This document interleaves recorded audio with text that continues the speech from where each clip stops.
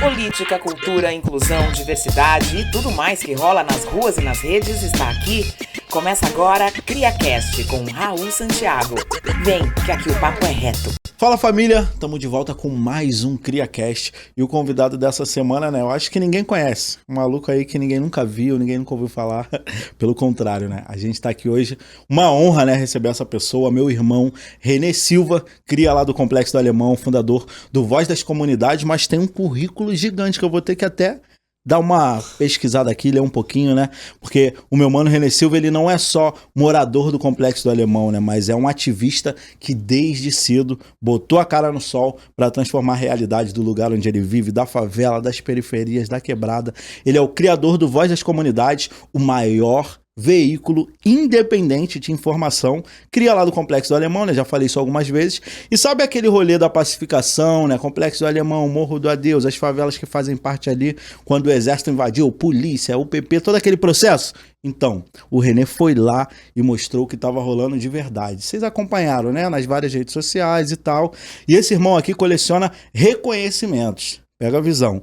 Em 2015, o filho da dona Cristina e neto da dona Nancy, espero que eu tenha falado certo, entrou na lista da Forbes, gente, como um dos 30 jovens mais influentes do mundo com menos de 30 anos. E não para por aí não, hein? Em 2018, a organização americana que mapeia, né, afrodescendentes pelo mundo inteiro, elegeu o Renê como um dos 100 homens negros, né, uma das 100 pessoas negras mais influentes também do mundo, né, reconhecido ali com menos de 40 anos. Então segura essa vibe aí que a gente vai começar esse desenrolo. E ele tá aqui, ó, Renê Silva, meu parceiro, meu irmão.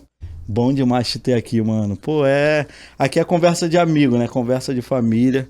Você sabe o quanto eu te respeito, te admiro. A gente já se encontrou, né? A gente se encontra muito no corre, na luta. Às vezes até dando um giro no morrão de moto, mas nunca pra trocar essa ideia, assim, de vida, né? E é muito bom, literalmente, poder estar trocando um papo com um cara cria do meu lugar, né? Que é inspiração para várias pessoas da nossa realidade, que é acessível, que a gente sabe quem é, que tá ali, que os meus filhos conhecem, né? E a gente vai falar um pouco disso tudo hoje, né? De quem é Renê, de quem é o Voz, favela, CPX, Lula, tudo aquele processo, né? Mas antes de tudo eu queria saber como é que você tá, como é que você chega aqui agora nesse momento. Boa. Bom dia, boa tarde, boa noite, boa madrugada. Não sei que horas vocês estão assistindo o podcast, mas muito obrigado, cara. Eu fico honrado de verdade. A gente que tem essa amizade aí de longas datas, mais de 13 anos pelo menos aí. No mínimo 13 anos aí de amizade, proximidade. Então eu fico muito feliz de hoje poder estar aqui, né, concedendo essa troca, isso, né? Não é uma entrevista, é uma troca, um bate-papo, uma conversa. Acho que vai ser bastante produtivo. É muito legal, né? Eu quero começar falando de Voz das Comunidades, mas é importante dizer para as pessoas que nós não somos uma dupla sertaneja, né, cara? Raul e Renê Silva, Raul Santiago. Rola muito, né? RS, né? É muito engraçado. Às vezes as pessoas perguntam se eu conheço o Renê Santiago, né? Ou o Raul Silva. Ou coisas que são para mim, chegam pro Renê chega para mim. É muito legal. É divertido, né? Em meio a tantas coisas sérias que a gente também faz, poder ter esse ambiente de conexão, de troca ali. O tempo inteiro as pessoas, eu vou nos eventos, vou nos lugares, eu tava agora no evento, e aí o pessoal, Raul, Renê, Raul, Bom demais, Raul. E a mesma coisa contigo, né? Te chamo de Renê de um lado, te chamo de Raul. E cara, e quem é íntimo surta, né? Eu lembro imediatamente da Neuzinha, amiga nossa lá de Brasília, que ela pode chamar a gente 1000 vezes, né? E aí, Raul, Renê, Raul, Renê. E quem é próximo assim sofre, né? Carlos Pigdamberg, a galera, todo mundo sabe. Mas, mano, indo pro tema, vamos que vamos de desenrolado, né? E eu vou começar por Voz da Comunidade mesmo, né? Eu acho que é sempre bom recontar a história, né, dessa sua iniciativa de tamanho sucesso, né? E do tamanho em que isso se encontra hoje. Mas eu queria saber, né, qual foi a motivação na época para você criar o Voz das Comunidades? Raul, quando eu comecei com Voz das Comunidades, eu tinha 11 anos de idade. Gênio. Eu estudava numa escola pública, lá próximo do Morro do Adeus, onde eu sou cria, ali no Complexo do Alemão. E nessa escola pública existia um projeto criado pelo Grêmio Estudantil de um jornal e uma rádio da escola. Incrível. E eu fiquei muito interessado em participar, em fazer parte daquele movimento, Grêmio Estudantil. Sempre fui muito afim dessas coisas todas.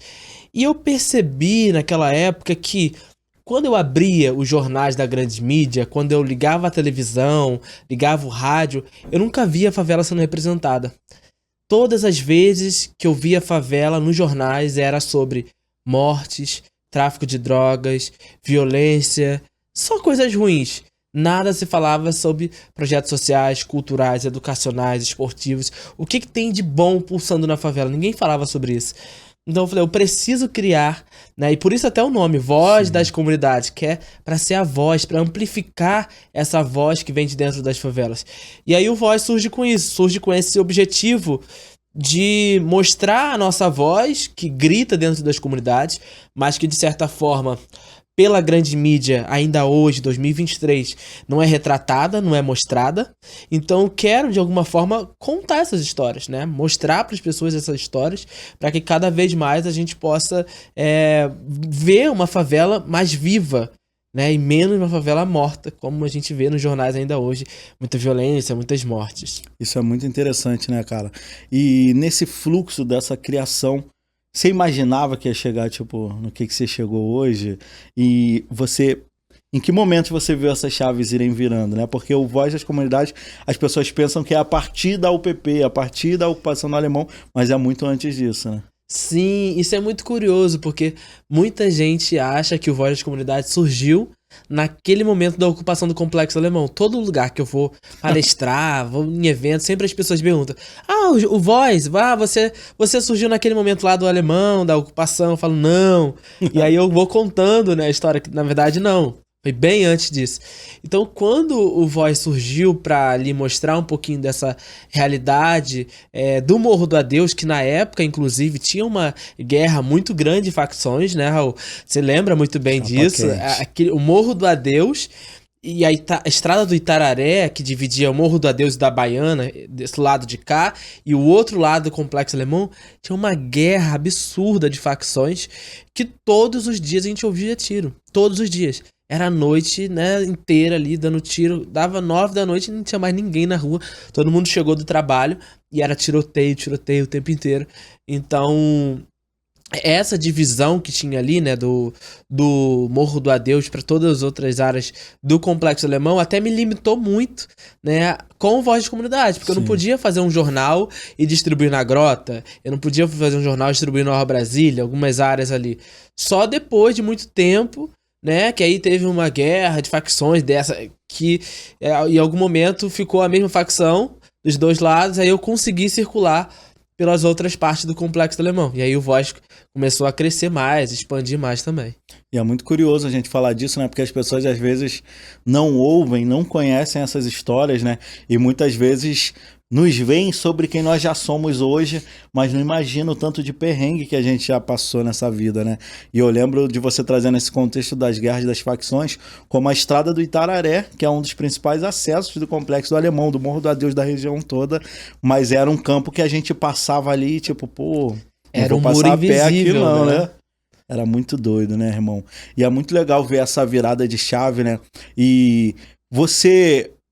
Quando você atravessa a rua, né, digamos assim, né, quando o Morro do Adeus, ele sempre fez parte do Complexo do Alemão, mas quando essas bandeiras de facções, né, não viram uma realidade divisória e a gente passa a se conectar, a circular mais, né, qual foi o ponto de conexão que você encontrou dentro do Complexo do Alemão? Porque você chega justamente vindo desse território que é a galera do outro lado, mas não, somos todo mundo junto, mas esse todo mundo junto foi construído, né? Como é que você atravessa essa rua?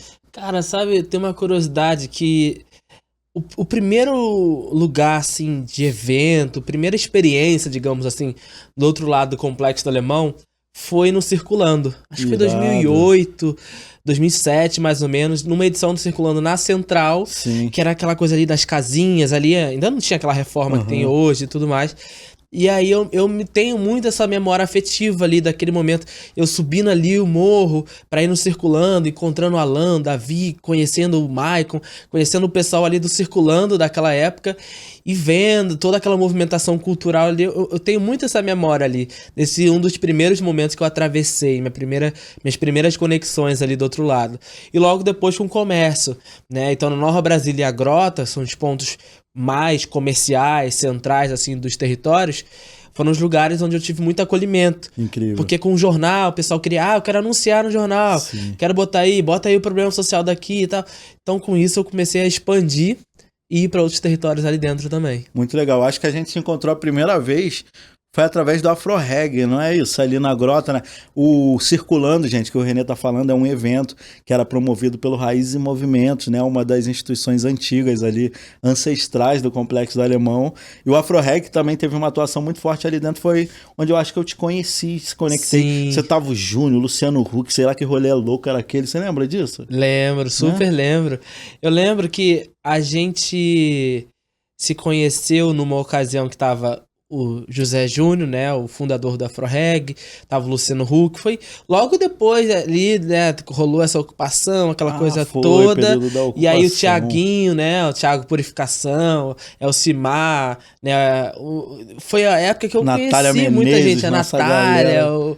o Nildo, essa galera toda, a gente se conheceu muito ali nessa época, e foi aí que a gente começou a borbulhar de ideias também, né?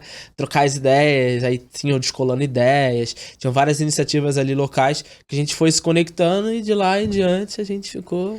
Cara, é muito engraçado, né? Eu acho que esse espaço aqui é até bem legal pelo tempo de atuação que a gente tem, né? Pela luta pró direito às favelas e etc. De como, agora trocando essa ideia com você, eu vejo que o quanto é importante a gente pensar favelas enquanto favelas, né? E tentar ao máximo reduzir essas divisões existentes, essas barreiras, né? Porque bastou a gente se encontrar, né? Cada um já tinha um corre muito maneiro acontecendo, mas quando a gente tem a possibilidade de se ver junto e pensar junto sobre o nosso território, né? A gente vê a quantidade de coisas incríveis que surgem, né? Você falou aí nomes... centenas da nossa galera, né? Exatamente. Olha Incrível. só, já tem mais de uma década que a gente está conectado aí nessa história toda. E é muito curioso isso, porque as nossas referências daquela época ali, 2009, 2010, José Júnior, Celso Ataíde, Eliane, né? Todas essas referências que nós tínhamos de favela, assim, né? Fazendo as coisas de favela, foram pessoas centrais ali de conexões até, né? Eu lembro que o Celso Taíde também me conectou com várias pessoas, o José Júnior me conectou com várias pessoas. Então foram pessoas que, de certa forma, nos conectaram com várias dessas pessoas, até do próprio território. E hoje, 2023, a gente já passou em mais de 10 anos. Quem é que faz essas conexões somos nós. A gente tá lá e vai conectando uma ONG com a outra, um projeto com o outro. Então hoje a gente tá nesse papel também das conexões, bom, né? E as coisas avançam, né? Quando a gente tem a possibilidade de ter a oportunidade de fazer alguma coisa, isso gera resultado, né, cara? E mergulhando assim um pouco mais em voz da comunidade, como é que são mantidas as reuniões? Como é que vocês organizam? Como é que é o fluxo de funcionalidade do Voz hoje? Olha, o Voz hoje mudou muito, né? Para aquela época lá que começou em 2005, que eu fazia, sei lá... Em 2005 eu me lembro que eu fazia na sala da minha avó ali, no computadorzinho usado, né, que a diretora da escola me deu. Hoje a gente tem uma estrutura maior, a gente tem uma casa, um prédio, que nesse espaço são vários computadores, né, temos os nossos espaços de redação, que a gente chama, para redigir o jornal, para fazer o site, criar o conteúdo das redes sociais, né. Hoje a gente tem setores divididos, coisa que nós não tínhamos no passado, né, criamos jornal ali, né, fazendo aquela coisa toda. E hoje a gente tem uma área de impacto social, que é voltada para todas as ações sociais que a gente realiza dentro do território do Alemão e em outras favelas também.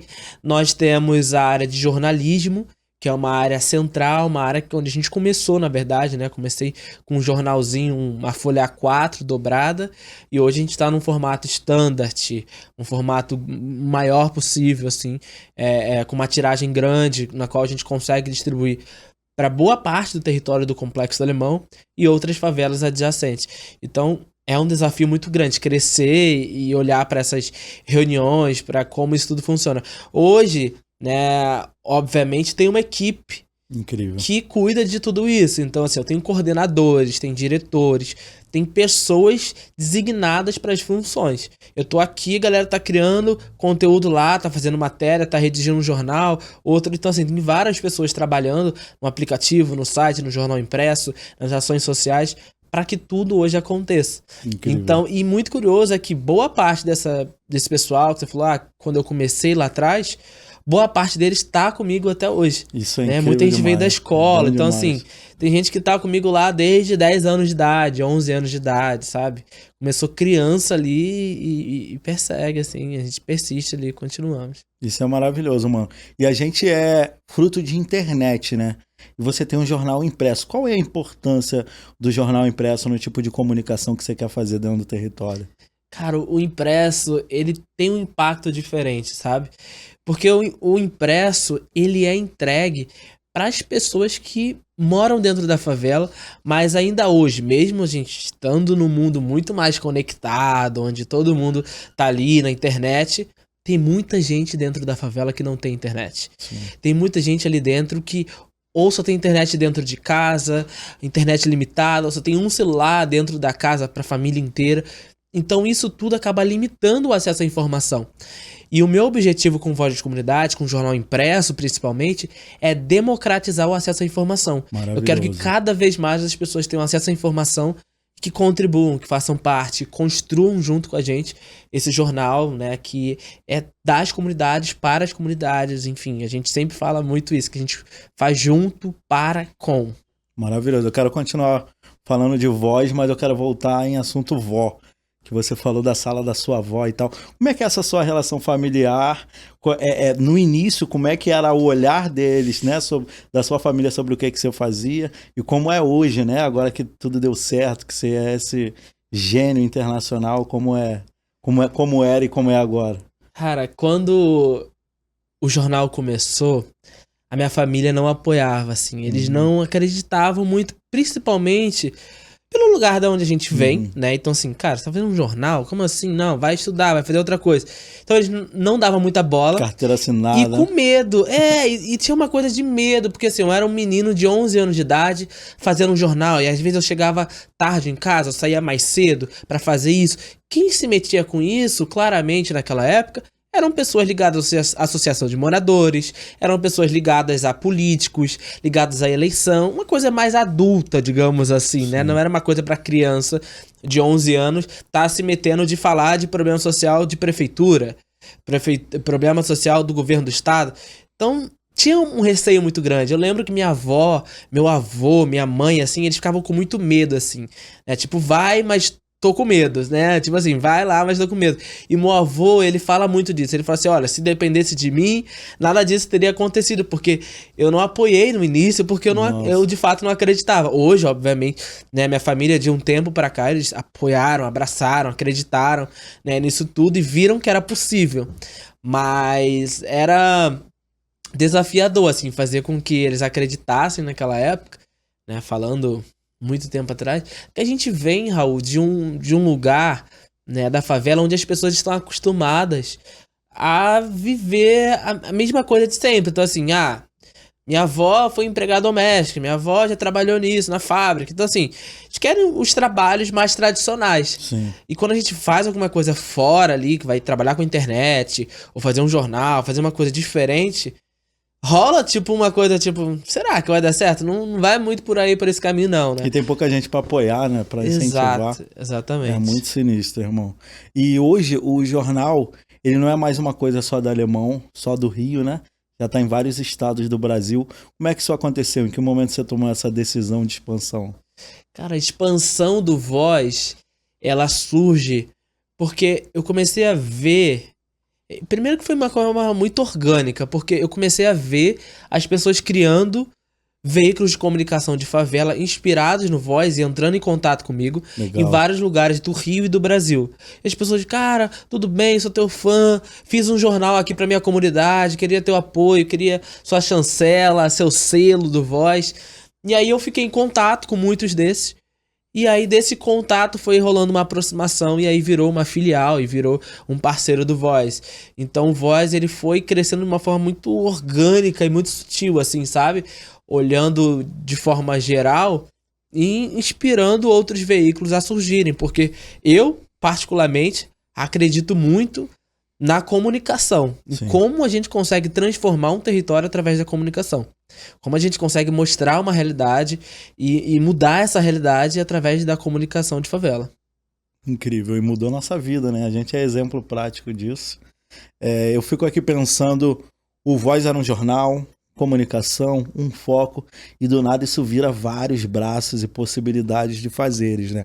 Atualmente você também é um dos grandes produtores de eventos, né? De ações diversas ali na área, temáticas, né? Dia das Crianças, Natal, Páscoa, etc. E eventos mesmo, né? Trazendo pessoas famosas, artistas. Como é que essa chave virou? Em que momento você falou, vou fazer um evento? Cara, os eventos, na verdade, quando a gente começou em 2011, começamos juntos ali, Sim, com né? a Arraiá da Paz, Nossa, na Itararé, aquela coisa ali, verdade. né, Alcimar. Todo o Ali- time, a Natália, todo mundo que a gente já falou. Exatamente, Cara, toda a genial, galera, a genial. Lana, todo mundo ali, a Gabizinha, né, galera toda do Voz, galera do Escola 10 que... E aí, aquele início ali, cara, era muito curioso isso, porque era uma festa junina na minha rua, era uma festinha junina comunitária, e de repente falamos, não, vamos crescer, porque a Preta Gil quer vir, o Muzinho quer vir, vários artistas querem vir, como que a gente vai fazer uma festa grande, né? E aí a gente transformou isso num show. E de lá pra cá, de 2011 pra cá, você veja bem que 2011 foi o primeiro evento. Eu nunca antes na vida tinha produzido nenhum evento, não tinha noção de como era produzir evento. Eu fazia Incrível. festa junina na rua, festa junina comunitária. E aí eu falei, vamos fazer, juntamos Voz, Colônia 10, aquela coisa toda, Itararé, fechamos a rua, fizemos aquele primeiro evento. Logo depois falei, vamos fazer um no Natal, aí fizemos o Natal. E depois começaram a surgir outros eventos pra dentro da favela. E a gente foi dando continuidade. Durante um tempo, esses eventos ficaram parados, né? Teve um hiato aí muito grande desses eventos. E aí, quando a gente volta, é com esse objetivo de fazer essa movimentação dentro da favela. Uma movimentação econômica, Sim. porque mexe com a economia local, mexe com o salão de beleza, barbearia, mexe com o comércio ali, as barracas de açaí, de cerveja, de comida, de tudo. E mexe com os artistas locais, que muitas das vezes não tem uma oportunidade para se apresentar, não tem um espaço. E a gente convida, vamos, a gente mistura os artistas de fora, os artistas de dentro, vamos fazer. E com isso, né, com essa relação minha com os eventos, eu comecei a ver oportunidades Incrível. de fazer eventos que tenham a ver com a favela, que tenham a ver com a gastronomia, com a música, como que a gente pode misturar isso tudo e transformar isso numa grande produtora de eventos para fazer outros acontecimentos. Tanto que esse ano a gente também fez o Carnavóis, que foi um Sim. evento de carnaval do Voz que a gente nunca antes tinha feito. Esse ano, no ano que vem, no caso, a gente já está planejando, já estamos fechando alguns patrocínios justamente para começar a pensar algo maior. Como que a gente consegue crescer esses eventos nas favelas, né? Quantos eventos desses sociais você faz assim no ano? Cara, por ano são pelo menos 6 eventos. Incrível. Né? Cara. A gente tem Carnavóis, a gente tem a Páscoa, tem o Arraiado Alemão, aí a gente tem o Pintando 7 no Alemão, temos a Invasão de Livros e Natal. Então são pelo menos Nossa, 6 eventos gênio. desses grandes, assim, que há um planejamento grande, há um número grande de pessoas movimentadas, a equipe como um todo, para fazer isso acontecer. E a nível de Brasil, hoje o jornal está em quantos lugares? Olha, hoje no Brasil, a gente tá... a gente tem em São Paulo o Voz das Periferias, nosso parceiro, Sim. né? Lá o César, nosso amigo lá, nosso irmão. Nós temos em Salvador, o Nordeste de Amaralina, o Nordeste Eu Sou, que é super parceiro nosso do Voz, que é uma afiliada do Voz de Comunidade. Muito bom. Também tem em Brasília o Diário de Ceilândia, né, que eles se inspiraram na gente, hoje são nossos parceiros também. Então hoje a gente tá com esses 3 lugares que a gente tem um tipo de relação, uma proximidade, mas pensando em expandir para outros estados e até olhando para América Latina. Incrível. Né? Eu já fui para Medellín algumas vezes, como você também já Sim. foi, e nas comunas ali, eu vi que tem muita proximidade com a nossa realidade aqui Sim. do Brasil. As favelas brasileiras e as favelas da Colômbia tem muita coisa ali parecida, muita coisa igual, e muitos problemas sociais. Então a gente já está pensando, inclusive, nessa expansão internacional, chegando ali nos nossos co-irmãos ali na Colômbia, ali Bom em Medellín, demais. nas comunas, já pensando na expansão do Voz. Já eu volto pro Voz, mas vamos manter nisso de viagem. Você tem noção de quantos países você já visitou hoje? Cara, já fui para bastante países, né? Todos os continentes eu acho que você já foi, né? É. Bizarro. Já fui, cara, assim. Que loucura. Já fui pra Índia, já fui pra Inglaterra, França, Estados Unidos, México, Argentina, Colômbia, Uruguai. Ah, enfim. Cidadão global, cara. Foi. Você lembra qual foi a primeira vez? A E o que primeira você foi vez. fazer? Cara, a primeira vez que eu viajei pra fora do Brasil foi em 2012. Legal. Eu fui convidado pra carregar a tocha olímpica dos Jogos. Eu lembro disso. E aí eu fui pra cidade chamada Liverpool, né? Que era a cidade dos Beatles, aquela coisa toda. Um hotel temático dos Beatles, uma coisa, né? E aí fui pra lá, foi a primeiríssima viagem internacional, né? E foi muito curioso, assim, conhecer outro país, outra realidade. E depois comecei a viajar, assim, pra vários lugares do mundo. Um desses lugares que mais me chamou a atenção, assim, que mais me marcou, digamos assim, foi pra Índia. Cara, pra Índia foi, assim, uma viagem que... Eu fui 2 vezes pra Índia. E a Índia foi um lugar que me marcou muito por várias questões culturais ali, né? Da pobreza, da riqueza ali, dos templos. Tudo ali, toda a experiência ali me marcou muito.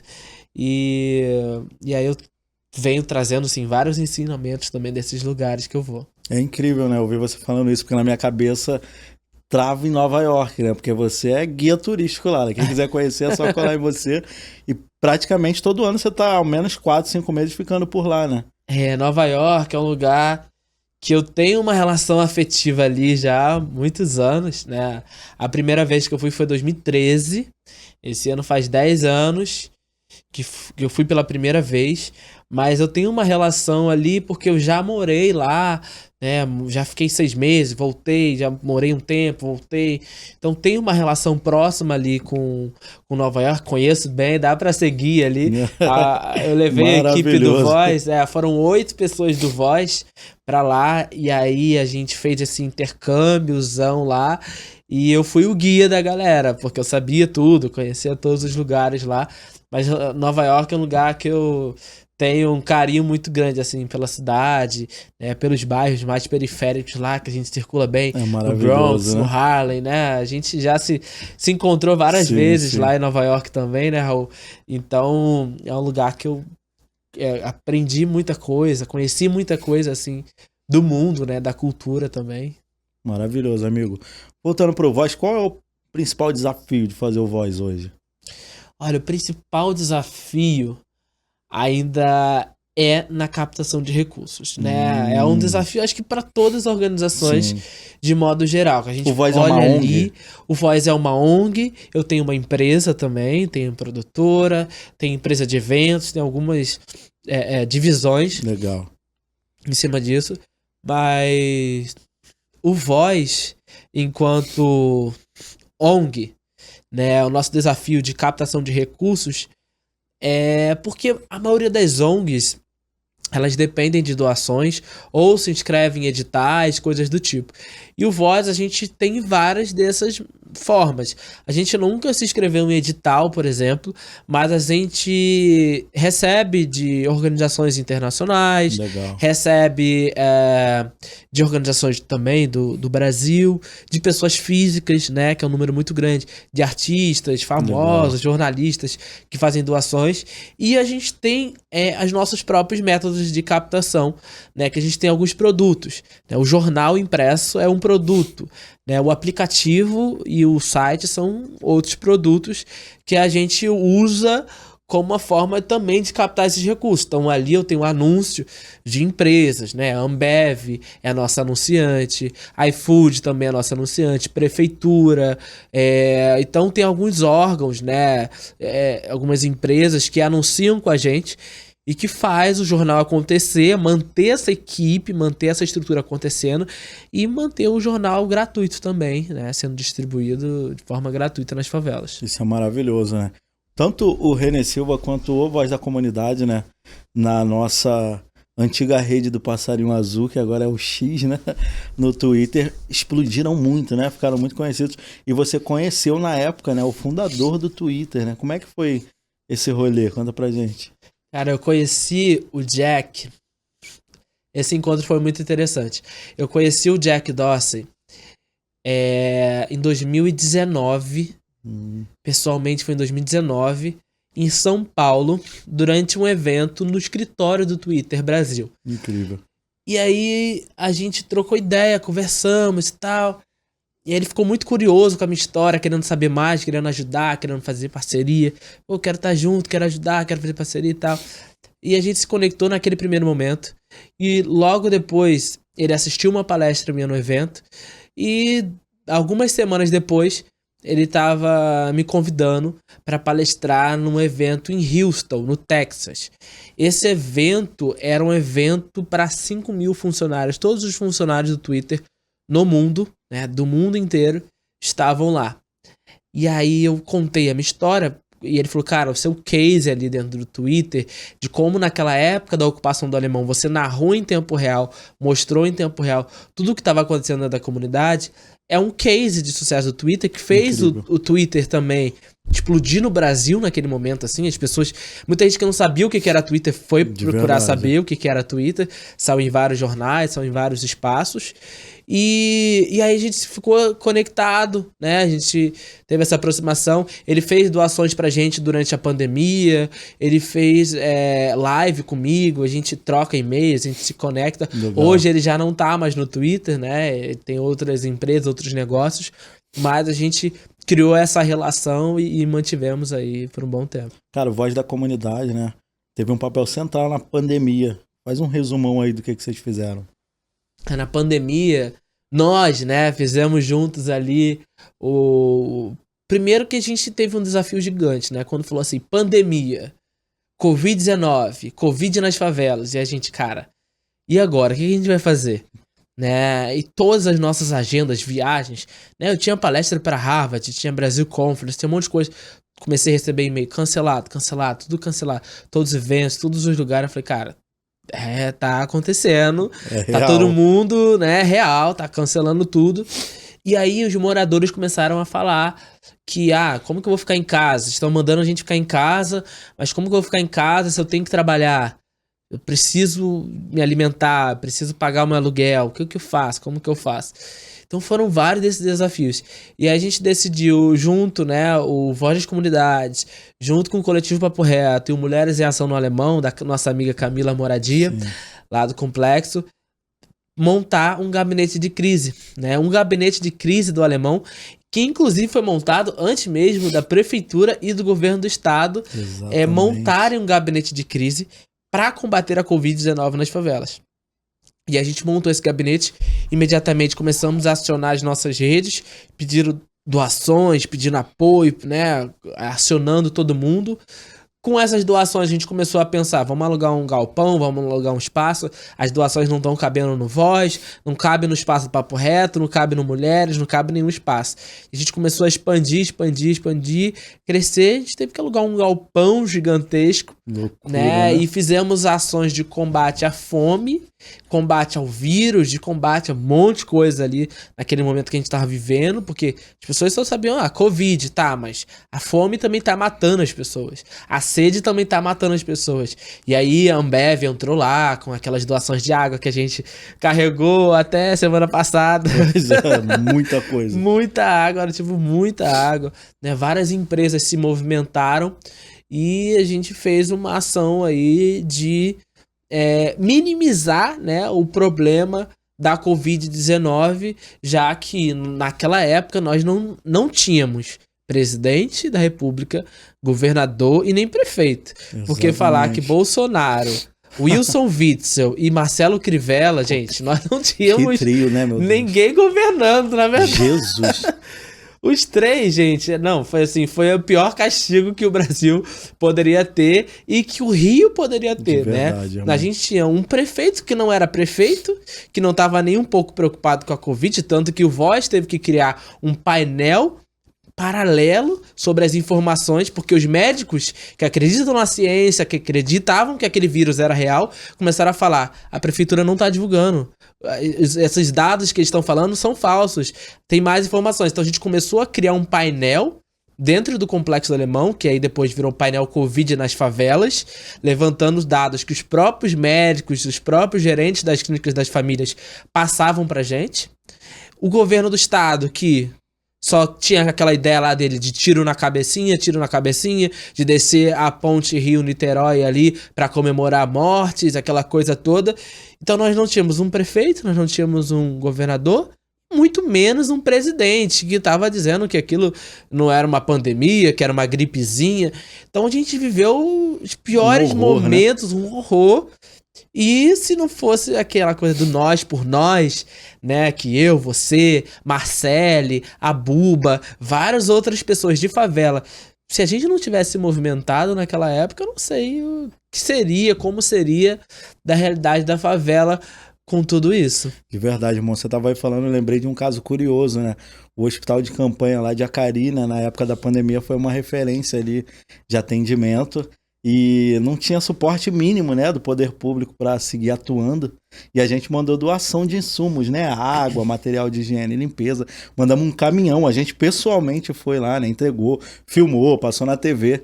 E eu lembro que passou uma reportagem, não lembro se foi no JN, e aí o atual prefeito da época, que era o Crivella, né, veio dizer que era mentira, que a gente não tinha entregue nada, sendo que estava tudo documentado, né, era uma disputa muito caótica ali, mas a gente mandou bem, né, a favela de novo se salvou ali nessa coletividade. E deu a resposta, né? E deu a resposta. Irmão, você hoje é um cara que circula por vários mundos, né? Literalmente, todas as realidades sociais possíveis. Como é que você faz para manter a raiz, a identidade? Como é que você se equilibra nisso tudo? Cara, essa é uma pergunta muito curiosa, porque hoje, né, olhando pro Voz, 18 anos depois da fundação, muita gente, né, quando eu ando no Complexo do Alemão, muitas vezes as pessoas me veem pela primeira vez pessoalmente. As pessoas, eu já te vi na televisão, já te vi no jornal, já te vi nisso. Mesmo a gente circulando muito, mesmo a gente fazendo entrevista, fazendo isso, andando pela comunidade, distribuindo o jornal, fazendo aquela coisa toda, ainda hoje, muita gente, né, nos veem pela primeira vez, nos reconhecem pela primeira vez.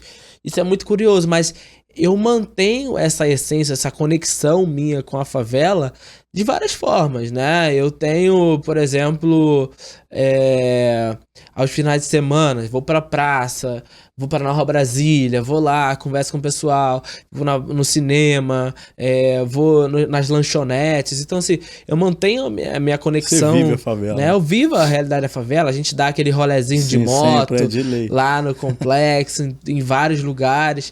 Então, a gente, né, nos intervalos aí das agendas de viagens, a minha avó, a minha mãe, o tempo inteiro fica assim: meu Deus, você não vai parar em casa, você não vai parar. Quando é que você para? Né? Porque às vezes a gente viaja, volta no mesmo dia, né? Aquela ponte aérea, aquela loucura, mas tudo pelo nosso crescimento e pela contribuição também que a gente dá pra favela de modo geral. Muito bom, irmão. Você com 11 anos fez esse jornal, né? Com pouco depois de completar a maioridade, já era premiado, né? Já era considerado um prodígio, né? Da onde você acha que essa precocidade veio? Tipo, a gente veio de uma realidade de desigualdade, né, mano? De conhecer a violência próxima, de ver vários processos e, em meio a esse caos, você criou algo tão importante, transformador para gerações, né?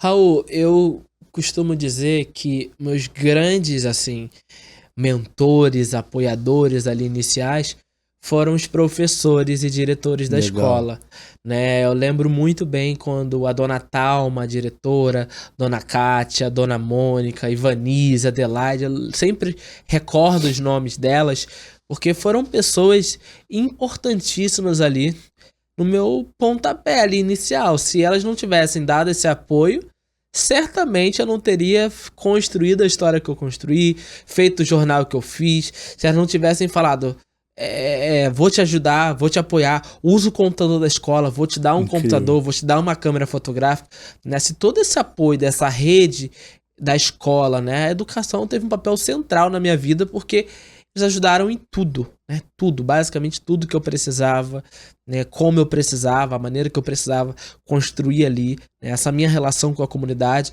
foi a partir desse acesso à minha educação. Então, isso me possibilitou conhecer o mundo, né? Me possibilitou ir para vários lugares, estar com várias pessoas que eu jamais, né, antes disso, imaginei que fosse acontecer. Renê, você enquanto um homem negro, periférico, né? Em que momento o racismo estrutural, né, a violência do racismo no nosso país atravessa a sua vida? Cara, em vários momentos, né? Eu me lembro de um episódio que eu estava dentro de um avião, né, indo para Belo Horizonte palestrar, próximo do meu aniversário, e duas senhoras estavam aquelas primeiras fileiras ali do avião e começaram a falar: nossa, mas antigamente o avião era frequentado por pessoas, né? Não tinha esse tipo de gente frequentando. E Horrível. eu senti, sabe quando você sente, né, que foi uma indireta pra você, que foi alguma coisa assim? E eu não conseguia responder, cara. Ficou uma coisa assim tão absurda, tão inacreditável, que eu não respondi. E eu sentei, fiquei refletindo, postei. E aí eu falei, cara, que loucura. Que loucura. Isso aconteceu num voo, numa ponte aérea Rio-Belo Horizonte. E aí, meses depois, estava eu indo no avião de novo, mas diferente. Estava eu na capa da revista Gol. Olha isso, cara. Na capa da revista Gol, em todos os assentos do avião. Genial. Que era diferente. Então, assim, esse tipo de gente não vai estar só viajando no avião como você, mas também vai estar na capa de revista, também vai estar aqui. Então, quando eu saí na Gol, aquela capa de revista, assim, que também foi um momento muito marcante na minha vida, porque várias pessoas, eu conheço muita gente por causa daquela capa de revista, sabia? Incrível. Muitos empresários, muita gente que fez contato naquela época comigo e pessoas que me conhecem, né? Eu tava agora na Expo da Bahia e duas pessoas chegaram pra mim e falaram: cara, eu conheci você na época que você saiu na revista, Curioso, na capa, né? e tal. Isso é muito legal, né? Ver essas referências. E o racismo estrutural, ele atravessa a gente de várias formas, como esse caso que aconteceu dentro do avião e no nosso dia a dia, né, Raul? Que as pessoas acabam nos vendo assim: ah, é um jovem negro favelado e tal, então eu não vou pagar ele por essa palestra não. Ah, então eu vou chamar ele. Então acontece várias vezes, né? Eu tenho empresário, né? Eu tenho pessoas que cuidam das minhas palestras, dos lugares que eu vou, mas acontece das pessoas quererem me convidar para palestrar, para falar em lugares e pagar menos ou Bizarro. nem sequer pagar, justamente porque ele é lá da favela, manda passagem para ele do avião, leva a família dele ou não sei o que e tal, né? Tem gente que vem com esse discurso e é um discurso que não cola mais, Não sabe? cola. A gente tá aqui para vencer e se outras pessoas estão participando do mesmo evento, recebendo, por que eu não? Por que eu não vou receber? Por que eu não estou aqui? Está todo mundo trabalhando, né? Porque eu também não estou trabalhando, eu sou, né, não dá. Então, é esse racismo estrutural que ainda hoje nos atravessa e que a gente precisa trabalhar muito para romper essas barreiras. Sinistro, irmão. Quando a gente pensa em racismo, né? Quando a gente pensa segurança pública, violência dentro dos nossos territórios de favela, o tempo inteiro, né? A gente vê você ali postando sobre situações de violência, infelizmente, né? Muitas vezes atingindo como alvo final, né? Crianças, jovens, e você insistentemente ali falando sobre isso, né? Algo que não deveria ser comum, que não deveria acontecer. Eu queria que você falasse mais sobre as sensações, né? De ter que de novo falar sobre algo que por si só já deveria ser absurdo, mas é recorrente. Quando a gente olha pro Complexo do Alemão e vê o tanto, né, de crianças que as pessoas souberam pela mídia, né, que morreram dentro do Complexo do Alemão, as pessoas não imaginam o tanto de crianças que morreram no Chapadão, na Vila Kennedy, na Vila Aliança, na Vila Vintém, em tantas outras favelas, mas que não teve a mesma visibilidade, que não teve a mesma repercussão e ficou um caso esquecido. Se hoje muita gente lembra do caso da Agatha Félix, muita gente lembra do caso do Eduardo de Jesus, do Benjamin, né, de várias crianças que infelizmente, da Maria Eduarda, que morreram ali no Complexo do Alemão, e que se não fosse o trabalho do Coletivo Papo Reto, né, que você faz parte, do Voz das Comunidades, que eu faço parte, e de várias outras organizações locais ali do território, certamente isso não teria a repercussão que teve. Todos esses casos, que são casos emblemáticos mediaticamente, mas se tornaram emblemáticos porque teve uma comunicação. Por isso que eu falo muito sobre acredito na comunicação como um lugar de transformação. Sim. Transformar a realidade, transformar as pessoas, transformar tudo ali ao seu redor. Então eu acredito muito nisso e levo isso muito a sério, né, para a vida. E aí quando a gente vê ainda hoje, né, esses casos, é muito triste. Porque eu costumo falar assim, cara, deu tudo errado, né, nessa dita pacificação dentro das favelas do Rio de Janeiro, quando uma criança que lá em 2010, falando naquele período que todo mundo viu, tanques de guerra, aquela imagem que a Globo, né, todo mundo viu, a fuga dos traficantes da Penha pro Complexo do Alemão, aquela coisa toda, se daquela época, lá em 2010, para hoje, 2023, se passaram 13 anos. Se uma criança naquela época, se uma criança naquela época com 5 anos de idade era apenas uma criança, e se hoje se tornou um jovem de 18 anos e tá com um fuzil, tá com uma pistola, tá com uma arma dentro da favela, isso é a maior prova de que foi um projeto fracassado, que se teve aí uma oportunidade de transformação de uma realidade durante 13 anos, de mudar uma geração, né? Porque se muda uma geração. Em 13 anos você teve uma oportunidade de mudar a realidade do Complexo do Alemão e não mudou. Não mudou, e tanto que hoje crianças e adolescentes aprendem a diferenciar, não só no Alemão, em várias favelas do Rio de Janeiro, o som de tiro, de bomba, às vezes até o tipo de arma, estando ali dentro da sala de aula. Aprendem a saber essa diferença, muitas das vezes, antes mesmo de aprender a ler e a escrever. Horrível. Então, quando a gente olha para isso, a gente já vê que não dá para falar de meritocracia no Brasil, onde nem todo mundo parte do mesmo lugar, né? A gente está partindo de lugares diferentes. A gente está partindo de realidades diferentes, de contextos diferentes e que precisam ser falados. E, amigo, nessa realidade da cobertura, né, da imprensa, da mídia tradicional, sobre essa realidade da segurança pública, da violência, como é que você vê? Quando eu olho para a grande mídia, de modo geral, ainda vejo aquela cobertura sensacionalista, aquela cobertura que a mídia vai dar prioridade em ouvir uma resposta, uma nota oficial da Polícia Militar, uma nota oficial do secretário de Segurança, né? É isso que a gente vê ainda na mídia no Brasil como um todo, né? Acho que a gente teve muito avanço, né, de um tempo pra cá, por conta da sua luta, da minha luta e de várias outras pessoas que chegaram antes da gente e que chegaram depois da gente também, que já tem outras gerações. Mas ainda hoje, quando a gente olha pra grande mídia, quando a gente liga a televisão, a gente ainda vê a favela sendo retratada. A maior parte do jornal, se você for parar e fazer um levantamento do ano inteiro, qual é a porcentagem que você mostra a favela e qual é a porcentagem que você mostra a favela de forma positiva e forma negativa? Ainda você vai ver a forma negativa sobressaindo em vários desses espaços midiáticos. Então, o grande desafio é fazer com que a grande mídia também mostre. Eles não vão deixar nunca de mostrar o que tem de ruim ali acontecendo, porque é a cobertura de cidade, a cobertura do território como um todo. Mas é importante que a narrativa seja contada a partir de outros olhares, a partir de quem mora ali, a partir da criança, a partir do pai, da mãe, da diretora da escola, a partir de outras perspectivas. Não sempre do olhar de quem está de fora, vai lá, faz uma reportagem, conta aquela história e volta. Vai lá, mostra aquela... Entendeu? A gente precisa mostrar a favela a partir de quem mora ali dentro.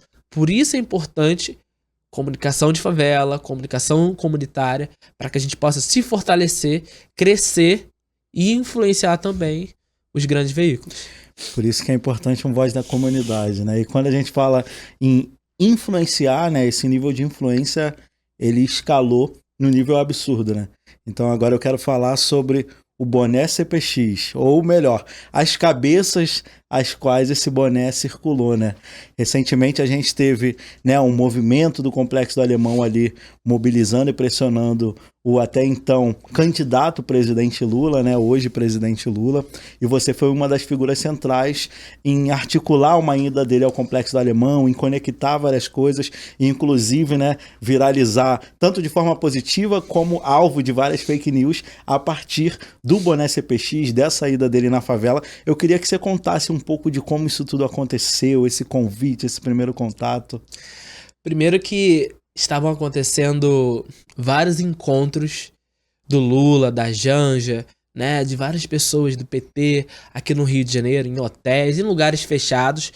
E a minha indignação sempre, né, eu sempre pedia fala, gente, e aí lá falava, Lula precisa ir no Complexo Alemão, Lula precisa ir na favela, eu sempre falava isso. De tanto eu falar, a Janja foi lá e falou, me passa seu contato, vamos conversar.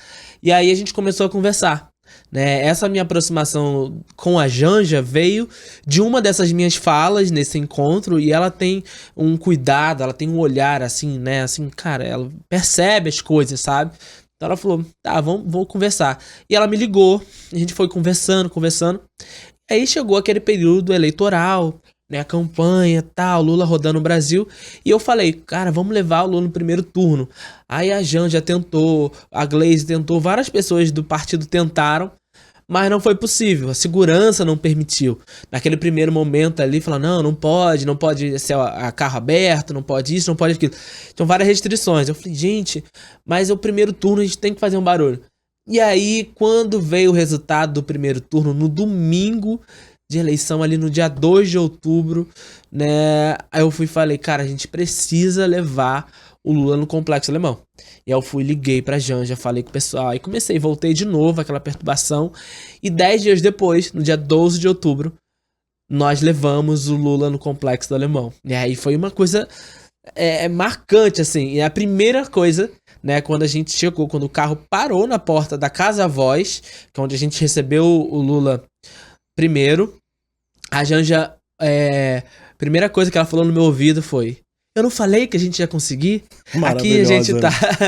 É muito a cara da Janja isso. Ela falou, eu não falei que a gente ia conseguir? Estamos aqui. E aí ela agradeceu pelo convite e tal. E aí fizemos aquela primeira agenda e eles tiveram todo um cuidado, assim. Acho que é importante falar disso porque quem não tava ali nos bastidores, naquela...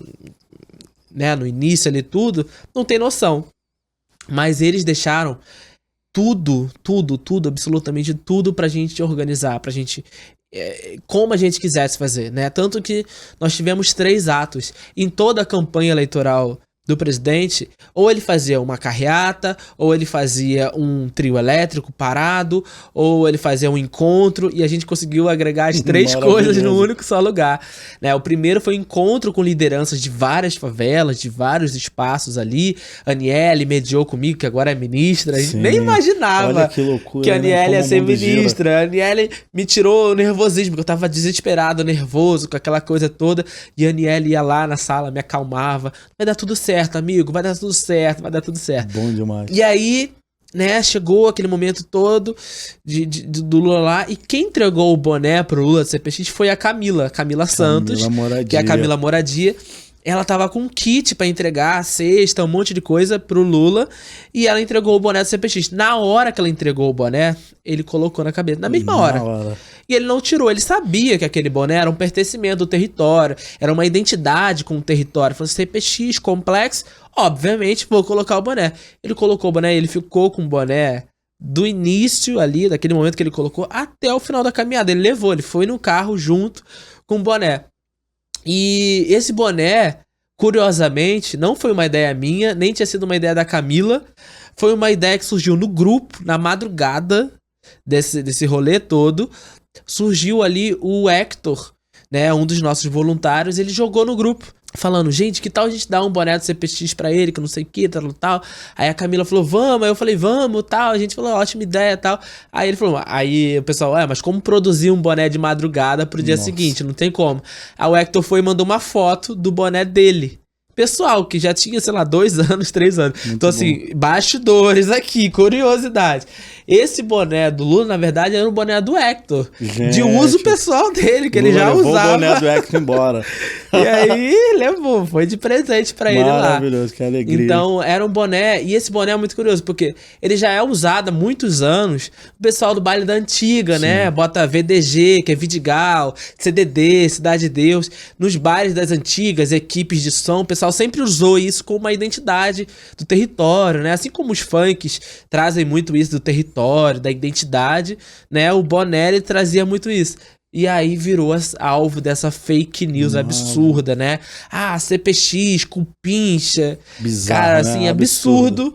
E aí foi o nosso trabalho, de combater a desinformação. Nunca que aí foi dá quando... pra ficar tranquilo, né? Sempre a gente... tem outra coisa. Eu achando que eu ia dormir muito tranquilo naquele primeiro dia, não consegui dormir. E esse boné criou vida, rodou o mundo, passou por um monte de cabeças. E o mais recente que eu acho que eu vi, assim, você fazendo uma entrega foi com a Xuxa. Como é que foi isso? Foi com a Xuxa. Xuxa recebeu, Lewis Hamilton também recebeu. Hamilton, ó, que isso, cara. Cara, mas isso da Xuxa foi muito curioso, porque ela me mandou mensagem quando ela começou a ver que tava rolando ali essa fake news toda, ela me mandou uma mensagem no WhatsApp, falou, oi Renê, tudo bem? Eu quero receber um boné do CPX aqui em casa e tudo mais. Aí eu perguntei quem era, né? Eu falei, quem é? Aí ela falou, isso é a Xuxa. Nossa. Aí eu... Não é possível. Aí eu fui, trote, peguei, né? eu achei que era trote, obviamente. Aí eu falei, tá, eu não respondi. Eu tenho aqui, tá guardado no meu WhatsApp. Eu não respondi. Eu falei, é a Xuxa, tá, não respondi. Aí quando foi no dia seguinte, eu guardei toda a emoção e só falei assim, qual o endereço? Eu nem falei, tipo assim, Xuxa, tá. Eu falei, tá. Ok, qual o endereço? E aí o motoqueiro foi lá, entregou pra ela, entregou lá. E aí ela botou o boné do CPX, né? E aí divulgou a campanha, porque a gente fez uma campanha também pra a gente arrecadar doações de alimentos não perecíveis pro Voz, pra fazer aquela ação de Natal que a gente faz todo ano. Deu super certo, super funcionou. E a Xuxa usou, Lewis Hamilton tem um boné também, né, várias outras pessoas receberam e foi um marco. A gente fez do limão essa grande limonada. Amigo, a gente tá partindo aqui para uma rodada final, assim, né? E eu queria te perguntar, por exemplo, a gente falou aqui vários nomes, várias pessoas, Camila Moradia entre uma delas. Qual a importância da mulher negra na favela? Cara, a importância da mulher negra na favela é absurda, assim, né? A Camila Moradia é um exemplo. A minha mãe, né? Um exemplo ali de mulher preta, retinta, da favela, que luta ali, né? Tá ali trabalhando, tá ali, né, com a minha irmã, aquela coisa toda. E tem tanta gente, né? A minha avó, né? As minhas grandes referências de mulheres pretas na família, minha bisavó também, que lutaram muito para que a gente pudesse chegar onde a gente chegou, né? Até mesmo falando de território, das lutas, né? Muitas delas participaram de movimentos, participaram de tudo isso para que hoje a gente pudesse, né, percorrer, para que hoje a gente pudesse caminhar e fazer o que a gente vem fazendo. Então, a luta das mulheres pretas e das mães solos, mulheres de favela é muito grande. E eu, assim, bato muitas palmas, né, aplaudo sempre e me uno, né, de alguma forma ali, sendo um homem negro da favela, me uno às causas para contribuir de alguma forma também. A gente falou de viagem, movimento, presidente Lula, boné do CPX, um monte de coisa, mas sempre ligado a um campo social, né, ao nosso ativismo. Só que Renê Silva também é um cara de negócios fortíssimo, né? Eu até anotei para não me perder. Tem a hamburgueria R-Burger, tem o Container, tem o Olimpo, tem as palestras. Eu queria que você falasse um pouco, né, desse seu lado empreendedor, de negócios, etc. Eu comecei muito novo também com essa coisa de empreender, sabe? Em paralelo que eu tava fazendo no jornal, Com 11 anos, eu tava fazendo brigadeiro, eu tava fazendo queijadinha, empadinha. Maravilhoso. Eu tava fazendo quindim. Meu avô fazia umas trufas recheadas com coco, com maracujá, com mousse, com não sei o que. Eu tava ali tentando, de alguma forma, manter o projeto funcionar, manter as coisas funcionando ali. Uma intervenção, quando você diz eu fazia, era tipo o Renê fazendo? Renê fazia. Silva fazendo? Eu Gente, essa é fazia. uma novidade que eu não sabia. Eu fazia, né? Era eu, minha avó, meu avô, minha Incrível. mãe, todo mundo ali. Eu criança ainda, 11 anos de idade, pegando, fazendo. E o primeiro lugar, assim, primeiríssima coisa que eu me lembro que eu aluguei foi uma lojinha bem pequenininha, isso eu tava com uns 13 anos de idade. E aí eu comprei aquela maquininha de fazer misto quente, né? Comprei aquela que a gente usa em casa mesmo. Peguei ali, comprei os pães, pão quadradinho ali, aquele pão plus vita. Comecei a fazer misto quente, comecei a vender brigadeiro. E aí com isso, o meu olhar, assim, começou a... Falei, cara, preciso fazer mais coisas. E aí, no início era por uma necessidade minha, assim, não em casa, mas uma necessidade pessoal, que eu queria ter meu próprio dinheiro, né? Eu com 11, 12 anos de idade, eu queria fazer o meu próprio dinheiro, eu queria ter a minha autonomia, né? Eu criei minha conta bancária cedo, eu comecei fazendo as coisas cedo ali e ajudava, né? Trazer outras pessoas, trazer meu irmão, trazer a minha irmã, trazer meus primos para ajudar, para fazer parte ali dessa iniciativa. E com isso eu fui crescendo e hoje eu tenho uma hamburgueria que tem hambúrguer artesanal chamada R-Burg.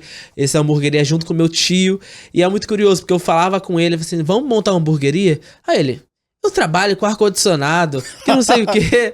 Eu falava, mas Rafael, vamos não, eu trabalho com ar-condicionado. Aí depois ele, vamos fazer. E aí do zero, tipo assim, ele não tem uma formação em gastronomia. Hoje ele já estudou, tá estudando, né? Mas ele não tinha nenhuma formação em nada. E aí ele falou, tá, vamos fazer. Eu falei, vou entrar aqui, vou investir, você toca o negócio, vamos fazer. Aí teve a hamburgueria, logo depois veio o container, aí logo depois veio o Olimpo, tem o Morro de Alegria, tem todo esse lado de eventos, tem um restaurante lá na Lagoa, né, o Calçada Bar. Então tudo isso, todos esses negócios foram surgindo na minha vida a partir do momento que, assim, eu comecei lá atrás, né, já olhando para os negócios.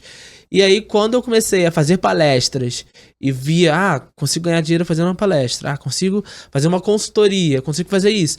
E eu pegava, e o que eu vou fazer com esse dinheiro? Tá, vou comprar a casa, vou comprar coisas? Não, vou investir, vou começar a investir. E eu comecei a olhar para isso, investir em negócios, ter negócios próprios. E hoje, né, tenho crescido nisso.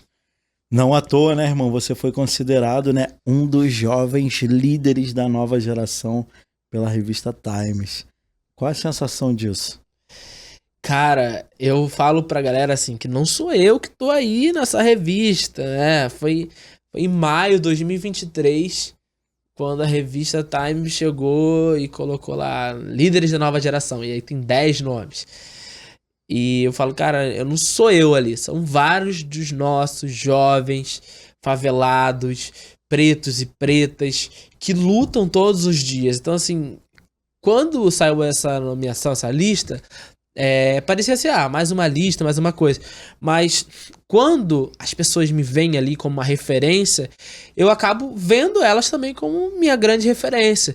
Então o jovem da favela que tá ali lutando, fazendo, tendo uma iniciativa, por isso que eu paro. Quando tem palestra, qualquer coisa, eu paro pra ouvir, pra dar escuta. A pessoa, me segue no Instagram, vou lá e sigo. Não sei o que, eu sempre ouço, sempre tô nessa escuta, porque eu lá atrás, quando tinha 11 anos de idade, precisei da diretora da escola, precisei dos professores, precisei ser ouvido. Então hoje eu ouço também para ajudar de alguma forma a trilhar esses outros caminhos, e essas nomeações dessas revistas me trazem isso, assim, possibilidades de encontrar gente que eu nunca imaginei encontrar também. O que o Complexo do Alemão te ensina?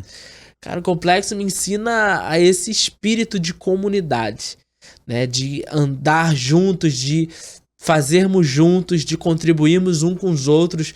Quando a gente, em vários momentos de protestos, precisamos da força da comunidade unida para descer o morro, para ir lá protestar, para lutar pelos nossos direitos, né, sobre violações da polícia, violações de direitos humanos que estavam acontecendo em várias casas. A gente não foi lá, juntou a comunidade. Então, a comunidade, o Complexo do Alemão, a favela como um todo, me ensina, né, muitíssimo a ser mais próximo, cada vez mais, a manter o pé no chão, né, a ajudar o próximo.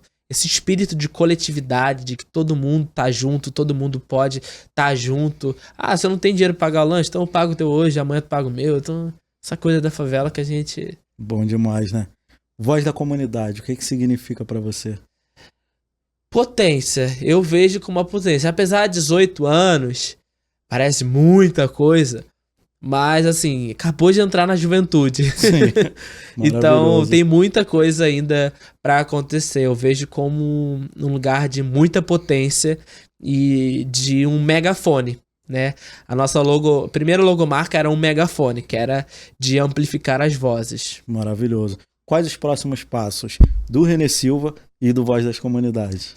Olha, a minha história do Voz se encontram muito, né? Em vários momentos. E os meus próximos passos pessoais, né, eu pretendo tirar uma temporada, né, esses últimos 3 anos, né, desde pandemia e tudo, a gente viveu muito intensamente, e eu pretendo tirar uma temporada, não de descanso, mas de recriação, de reconexão. Legal. Né, uma temporada de repensar, de novos projetos, novas ideias. E em paralelo a isso, né, o Voz tem planos de expansão para outras favelas.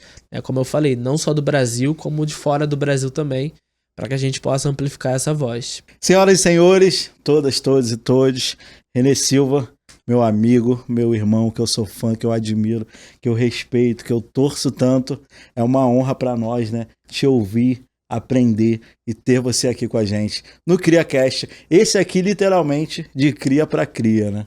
Tamo junto. Valeu, irmão. Muito obrigado. Foi uma honra bater esse papo com você também. O CriaCast é uma produção da Carta Capital com o apoio do programa Bora da Ambev, uma plataforma de inclusão produtiva que vai impactar 5 milhões de brasileiros com oportunidades de emprego e renda até 2032. Bom, pessoal, eu acabei de chegar aqui no espaço, né, e ver esses presentes maravilhosos vindo lá do meu mano Helder, do Grajaú, né, do Afeto na Lata. E eu tô muito curioso para abrir, né, para ver o que tem aqui dentro. Ele que tem um trabalho de arte muito bonito, né, com mensagens, tudo conceitual, tudo pensado, né, de cria para cria, de favela para favela. Ó, que irado. Favela sempre. Que isso. Braba, olha isso. Principalmente o detalhe, além da frase, mas ó, a mochila, né, me representa muito, que eu ando com... Eu falo para as pessoas que o meu escritório é a minha mochila, né? Em qualquer lugar do mundo, eu tô com a minha Itamec, mano. Tá flare, Itamec, é isso, vambora. Mulher empolgada. Ó, que isso, essa aqui tá muito braba, ó. Auere para Kizili, te desejo flores no caminho. Ó, essa aqui é grande. Só não esqueça de quem segurou sua mão quando nem mais você acreditava. Isso aqui é maravilhoso, ó. CriaCast, essa aqui, pô, é a nossa cara. O nome do nosso podcast, o nosso novo trabalho que tá na pista, né? É a primeira vez que eu faço, que eu participo de um podcast, né? E um podcast não poderia ter um nome diferente que não trazer cria na sua essência, né? Porque é da onde eu sou, é da onde eu me reconheço. Cria da favela, cria da periferia, cria dos becos e vielas do Brasil.